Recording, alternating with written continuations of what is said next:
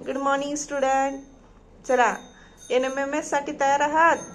तर आज आपण NMMS साठी लागणाऱ्या विज्ञान या विषयासाठी तुम्हाला कोणता विषय हार्ड जातोय? विज्ञान. यासाठी आपण काय करतोय? विज्ञानची मॅरेथॉन घेतोय. यामध्ये 8वीच्या अभ्यासक्रमावर आधारित सर्व घटकानिहाय वस्तुनिष्ठ प्रश्नांची आज आपण तयारी करून घेणार आहोत. कालच्या व्हिडिओमध्ये आपण 25 प्रश्नांची तयारी झाली आपली. आता येत्या 25 प्रश्नांची तयारी आज आपण करून घेणार आहोत.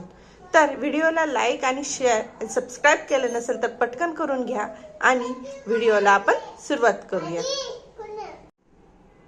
काल आपण 25वा प्रश्न बघितला होता. सूर्यापासून पृथ्वीला दरवर्षी सुमारे किती किलोवॅट ऊर्जा प्राप्त होते? तर त्याचं उत्तर आपण दिलं होतं 17 × 10⁷ किलोवॅट. तर 26 नंबरचा प्रश्न आहे, वाहनामध्ये उपयोगात येणाऱ्या इंधनांपैकी सर्वात कमी प्रदूषणकारक इंधन हे कोणते असते? तर CNG. त्याचं उत्तर आहे CNG. प्रश्न 27, यांत्रिकीकरणामुळे इंधनाचा वापर वाढत गेला त्यामुळे वातावरणातील कार्बन डायऑक्साईडचे प्रमाण वाढले. तर हे दोन्ही विधान बरोबर आहे की चूक? तर अ व ब दोन्ही बरोबर असून हे चे स्पष्टीकरण आहे. ओके. 28 नंबरचा प्रश्न आहे, कोक हा कार्बन एक प्रकार असून टिंबटिंब हा घटक प्रक्रिया करून तयार केला जातो. तर त्याचं उत्तर आहे कोळसा. त्याचं उत्तर आहे कोळसा. योग्य विधाने ओळखा. सर्व जीवाश्म इंधनात कार्बन आणि हायड्रोजन संयुगे असतात. मिथेन, इथेन आणि ब्युटेन नैसर्गिक वायूचे घटक असतात. खनिज तेलाचे साठे अनवीकरणीय असतात. खनिज तेलामध्ये नैसर्गिक वायू हा घटक वापरण्यास सोयी. तर हे सर्व विधाने बरोबर आहेत, वरील सर्व. आता पुढचा प्रश्न आहे, रस्त्याच्या कडेला फ्लोरोसेंट पेंट लावलेला असतो कारण रस्ते आकर्षक दिसावेत म्हणून, रहदारीचे नियंत्रण करण्यासाठी, वाहन चालकाला सावध करण्यासाठी, रस्त्यावर जास्तीचा प्रकाश असावा म्हणून. तर याचं उत्तर आहे वाहन चालकाला सावध करण्यासाठी. ओके. 31 नंबरचा प्रश्न आहे बघा, परिदर्शी यंत्र पाणफुटीद्वारे बाहेरील वस्तूच्या टेहळणीसाठी वापरतात. परिदर्शीमध्ये 2 समांतर आरसे 45 अंश कोनात ठेवलेले असतात. तर हे विधाने दोन्ही बरोबर आहेत.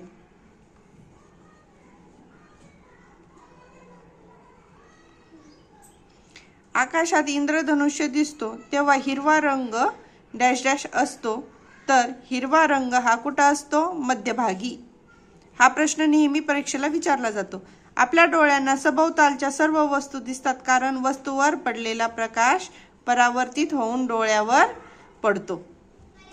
2 आरसे परस्परांना समांतर ठेवून त्यामध्ये मेणबत्ती ठेवल्यास मेणबत्तीच्या प्रतिमा किती दिसतात? किती दिसतात? अनंत. किती दिसतात? अनंत. एड्स या आजारामध्ये व्यक्ती हा काय असतो? काय करतो? प्रतिकार क्षमती गमावतो.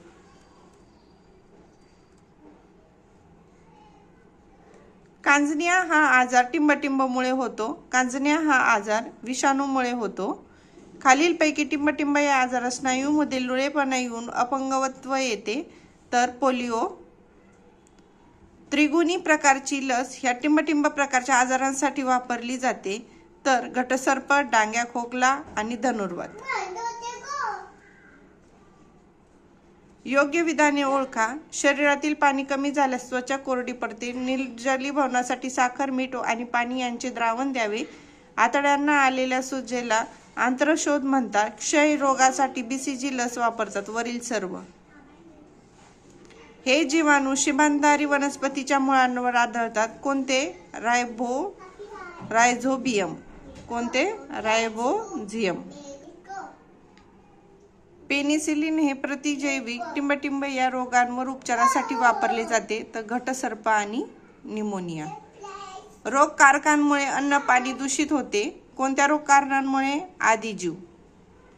तंतुनलिकेचा आकार प्रामुख्याने गोलाकार असतो. तंतुकणिकेला पेशीचे ऊर्जा निर्मिती केंद्र म्हणतात. दोन्ही बरोबर. साखरेपासून अल्कोहोल तयार करण्याच्या प्रक्रियेला काय म्हणतात? किण्वन. काय म्हणतात? किण्वन. वनस्पती तेलापासून तूप तयार करताना टिंबटिंबाचा वापर उत्प्रेरक म्हणून करतात. निकेलचा वापर. कशाचा वापर? निकेल. स्वयंपाकाचा गॅस जळतो तेव्हा उष्णता मिळते, ही कोणत्या प्रकारची अभिक्रिया आहे? ऑक्सिडीकरण म्हणतात त्याला. काय म्हणतात? ऑक्सिडीकरण. धुण्याचा सोडा पाण्यात टाकल्यास कोणत्या प्रकारची अभिक्रिया घडून येते? कोणती येते? सांगा, शोधा. उष्मादायी. कोणती? उष्मादायी. फरशीवर लिंबाचा रस